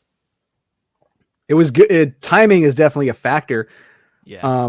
But also but movies don't, and Blair Witch Project gets all the credit for, you know, doing that like guerrilla style marketing and getting the word of mouth. Cloverfield also did that as well. And that was like 2007, 2008. Yeah. You don't see a lot of the last movie that did that and proved that it still works was Smile. Marketing, like, not movie. Hiring actors to go sit at baseball games and smile. Dude, it worked. It killed at the box office. It held strong. Not saying that the movie's the highest quality. It made me want it's not to a cringe bad out of movie. my skin when I saw that. Like, oh, look at this scary young lady in the crowd. Wow. Go see Smile. And people did see it. You can't compare that to what the Blair Witch Project did with the fake. Yeah, but the Blair Witch Project are just people fucking running in the woods, snotting all over each other. It's not even. Oh, okay, Grandpa, go to bed. There's no scare factor. Nothing happens. That's the point of it. Like just being lost in the woods is terrifying enough. And then you add this mythology of this witch, and you have the babies crying outside of the tent. Dude, when I saw this in theaters, it's one of the few times I was like frozen scared after it was over. Like I couldn't fucking move. When I mean, did you I see was it? like, As a kid? yeah, like 99, so I was like 12, 11 or 12. All right, that's about the time I watched it, and I was like, "Can we turn on Hey Arnold?" Because what the fuck?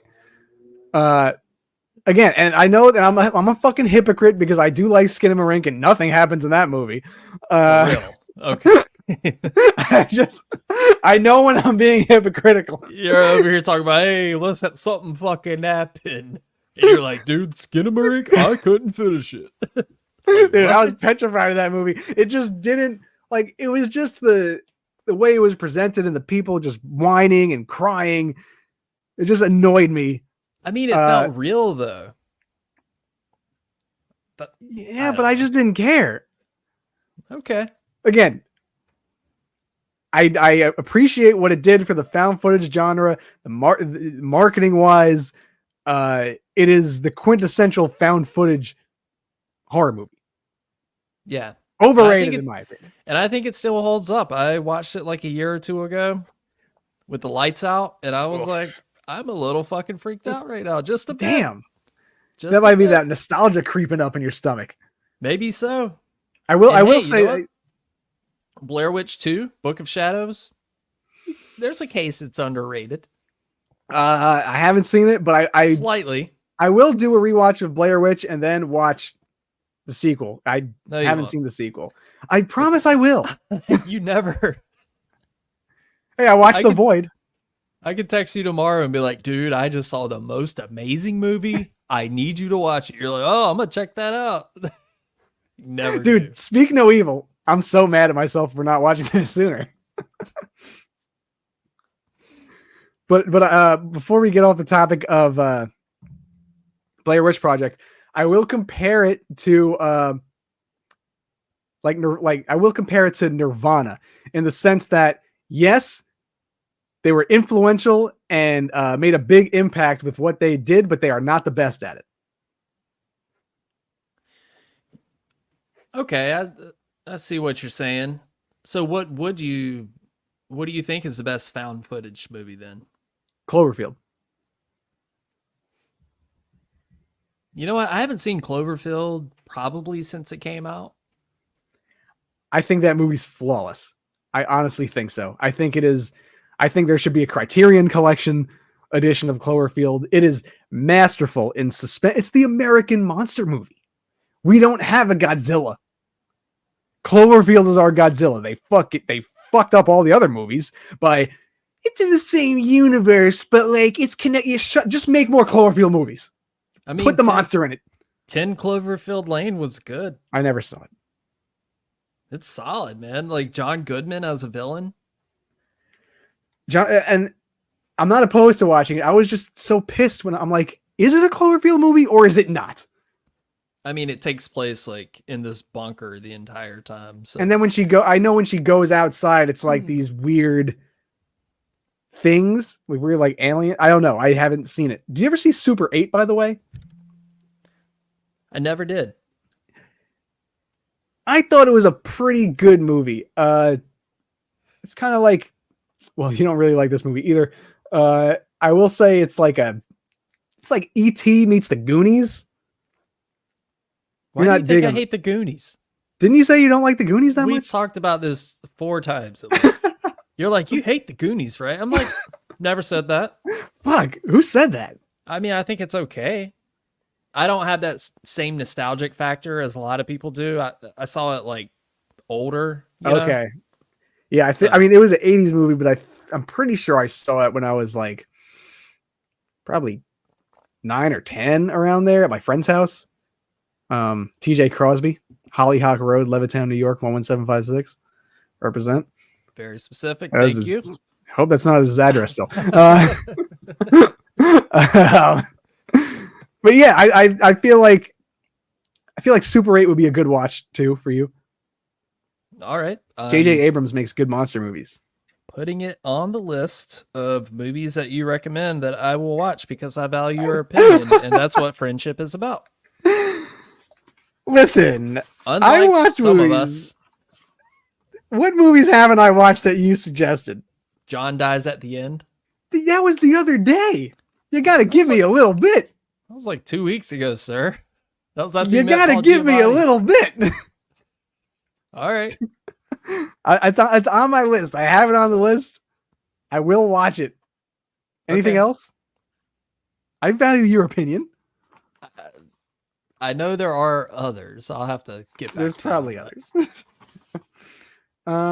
Holy shit, Doug. We are going to have to make this like a part 2. But you still have one. I have one more. Yeah, one more right. movie. All right. And then we could get into it. Okay. We actually did hit a lot on my list and your list. Okay. I think this will be good for the last movie of this episode. Let's go back to a time when horror movies weren't really hitting on all cylinders, if you will. 2008. Painting the picture, okay? Okay. 2008. Not a Obama lot was of just stuff elected. coming out. What's that? I said Obama was just elected. Obama was elected. It was a good time in our society. We're talking about The Strangers here. I was going to mention this one earlier. I meant Hell to. yeah. Because I think capital overrated. Damn. I think it's overrated. I state your case. Dude, I watched it and it was just okay. You know, Where did you watch it? Did you watch it in a theater? Did you watch it at home? I watched it at home, gave it full attention, and I just thought it was okay. A lot of years after it came out, or a little boring, if I'm being honest. Wow. I don't get this like high praise for it like so many people do.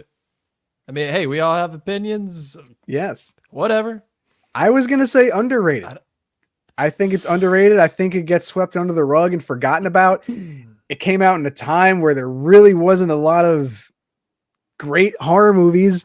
And for a home invasion movie, I think the scares are well placed. That song that keeps repeating is very terrifying, really gets in your head.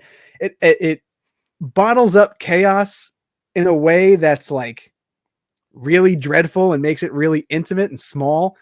It's a movie that does a lot with a little.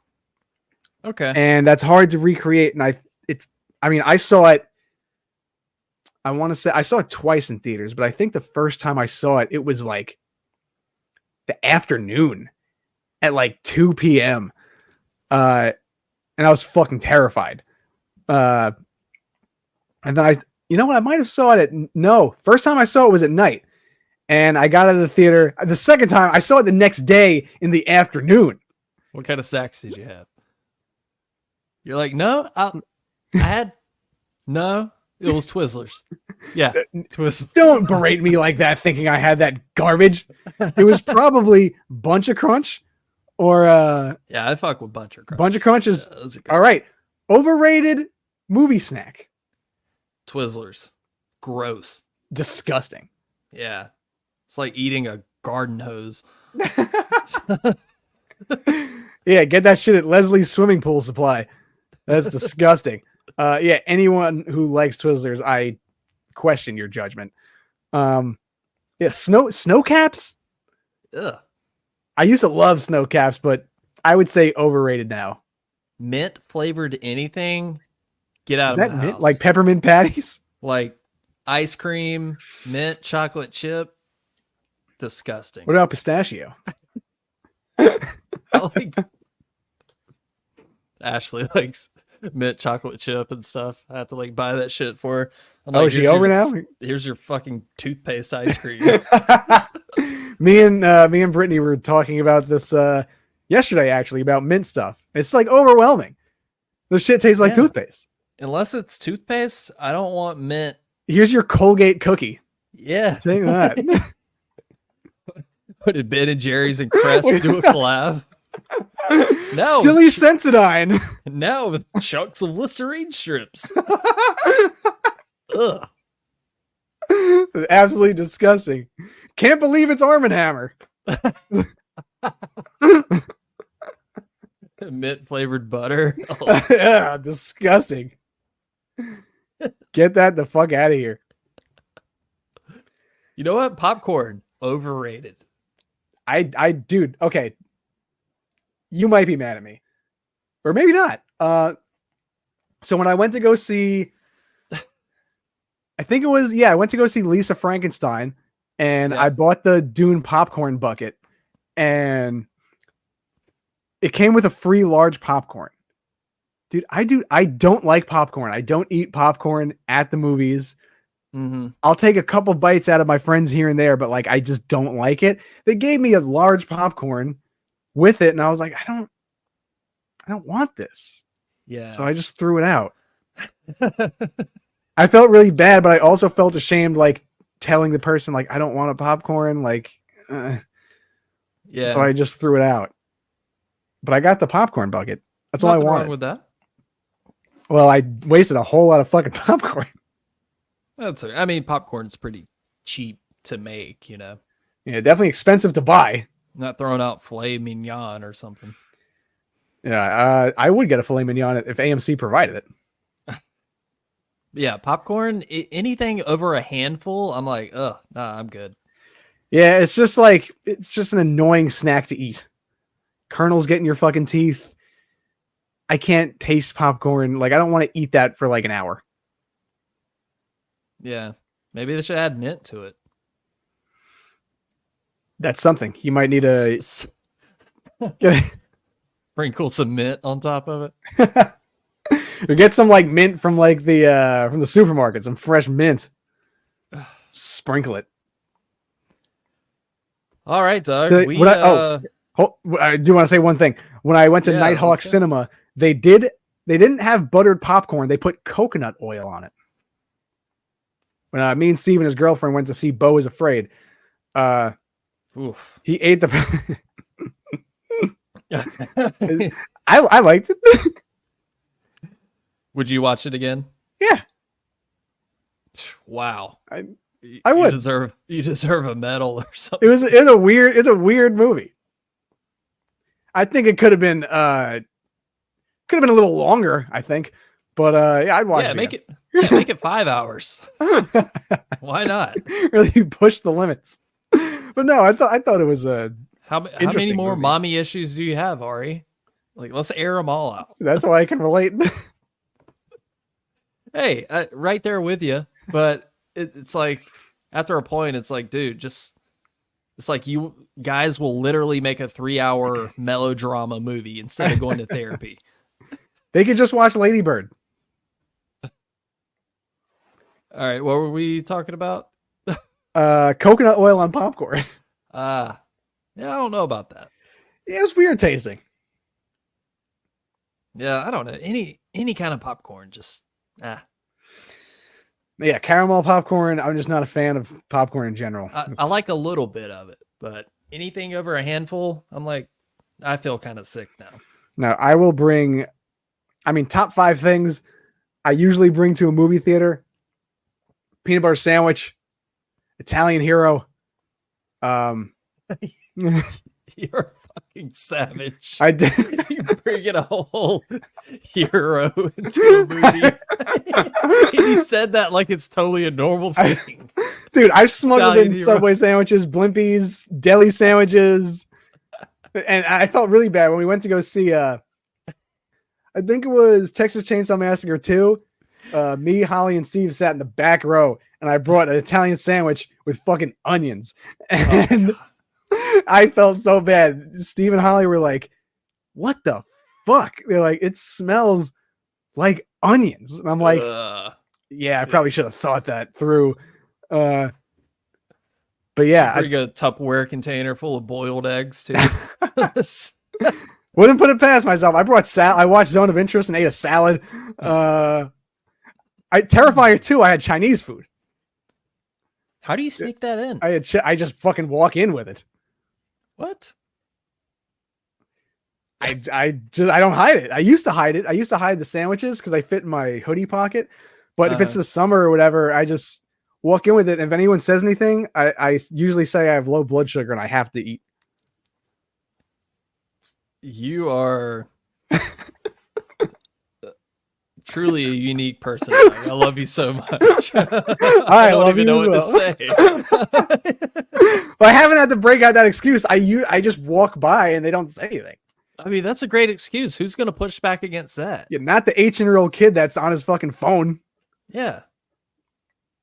Yeah, I do what I got to do. Got to eat. That's a great excuse. Yeah, low blood sugar. I got low blood sugar. Yeah, whip it out.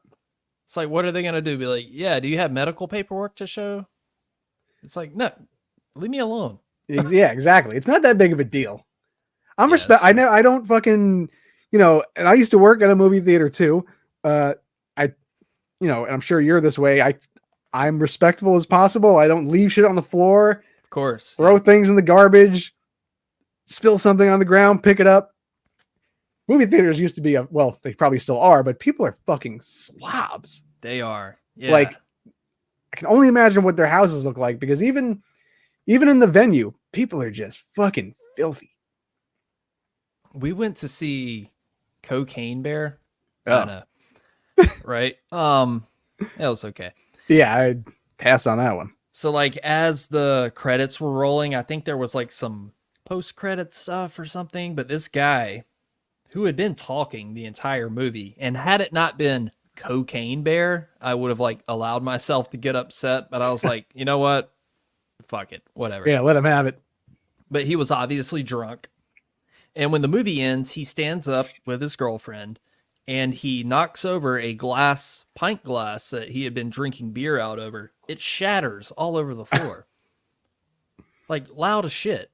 And he doesn't even he just keeps watching whatever's on the screen, like post-credit scene, like no urgency to find somebody to let other people know there's shattered glass all over the floor. He's just like, not my problem.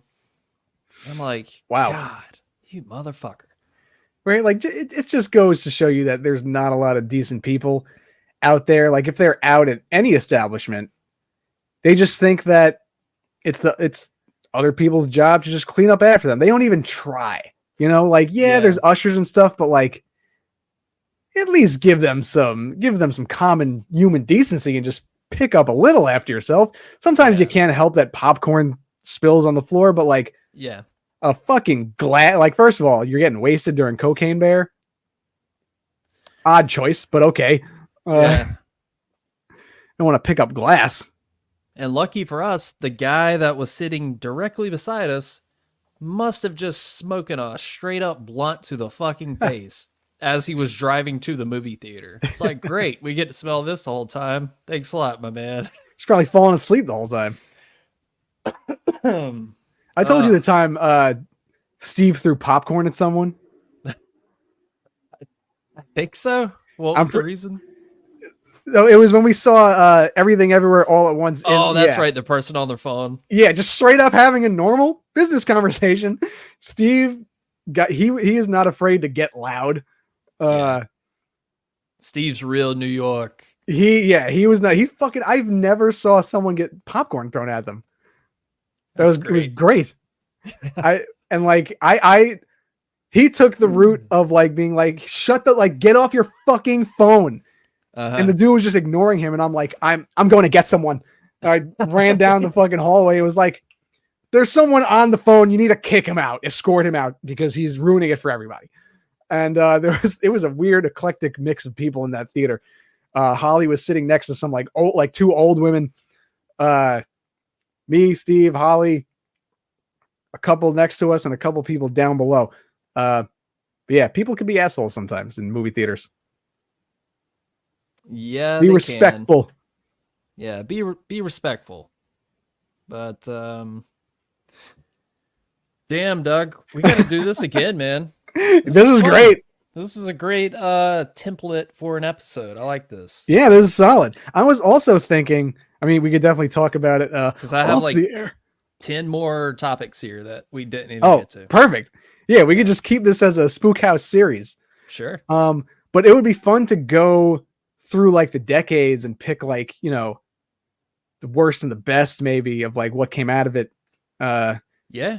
Or like specific years maybe. I don't know, we could just do stuff like that. Just a quick idea. Yeah, that could be like I guess we should talk about this off. Probably. We're like workshopping episode ideas. They're like, yeah, okay, guys. This is very interesting to listen to. Figure it the fuck out. All right, Doug, let's get out of here. Let's do it, baby. If you are still listening, thank you so much. We love the shit out of you. We truly appreciate you listening. Share this episode with your friends. Leave us a review. Do all that good stuff. So yeah, thanks so much, Doug. I love you, my friend. Love you, baby. Love you guys. All right, guys. We'll catch you on the next one.